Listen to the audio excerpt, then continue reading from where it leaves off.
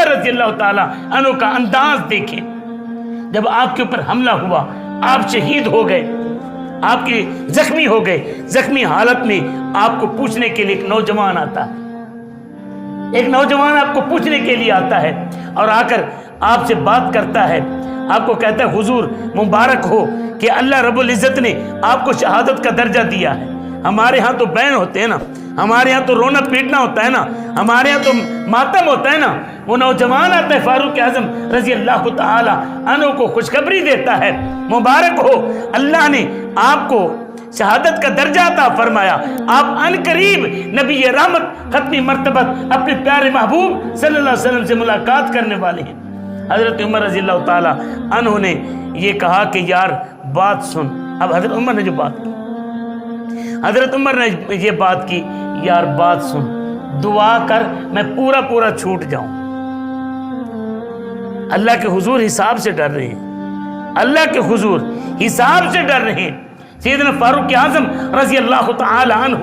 آپ فرماتے ہیں یار مجھے اور کوئی کم نہیں ہے، فقط فکر اتنا ہے کہ خالق کائنات جب اپنی میزان، جب اپنی عدالت لگائے تو بے شک میری نیکیاں نہ بڑھیں، لیکن خدا کرے کہ وہ مالک الملک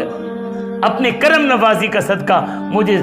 پورا چھوڑ دے، میرے حساب لینے پہ نہ آئے۔ عدل کرے تے تھر تھر کمبن اچیاں شانہ والے ہو، فضل کرے تے بخشے جاون میں ورگے منہ کالے ہو۔ حضرت سیدنا فاروق اعظم رضی اللہ تعالی عنہ کے ساتھ کلام کرنے کے بعد وہ نوجوان جب اجازت لے کر جانے لگا، جب جانے لگا نا وہ نوجوان، حضرت عمر نے یوں گردن موڑ کر دیکھا، اس کی تہبند ٹخنوں سے نیچے تھی، اب علی ہو چکے ہیں، روح پرواز کرنے والی ہے، زخمی بہت زیادہ ہیں، خون بہت بہہ چکا ہے، آواز کم نکل رہی ہے، لیکن شریعت مصطفیٰ کا پاس ایک صحابی کو کتنا ہے۔ حضرت عمر رضی اللہ تعالیٰ عنہ فرماتے ہیں یہ نوجوان جو ابھی میری عیادت کر کے جا رہا ہے اسے واپس بلایا جائے، اسے واپس بلایا جائے۔ حضرت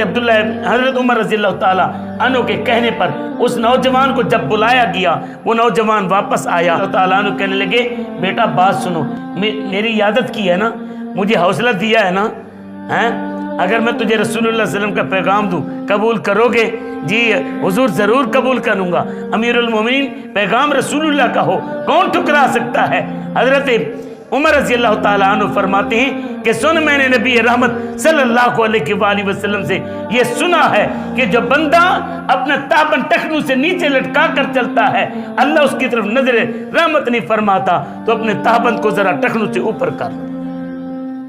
حضرت عمر رضی اللہ تعالیٰ عنہ نے علالت کے مقام میں یوں کہیں کہ موت کے منہ میں رہتے ہوئے بھی اپنے نبی کی شریعت کی پاسداری بھی کی اور پیغام شریعت بھی دیا کہ ہمیں شلوار ٹخنوں سے نیچے لٹکا کر نہیں چلنی چاہیے، تاپن ٹخنوں سے نیچے لٹکا کر نہیں چلنی چاہیے، ہماری پینٹیں ٹخنوں سے نیچے نہیں ہونی چاہیے، ہمارا لباس ٹخنوں سے نیچے نہیں ہونا چاہیے۔ یہ حضرت عمر رضی اللہ تعالی عنہ نے میرے پاک نبی صلی اللہ علیہ وآلہ وسلم کا پیغام دیا۔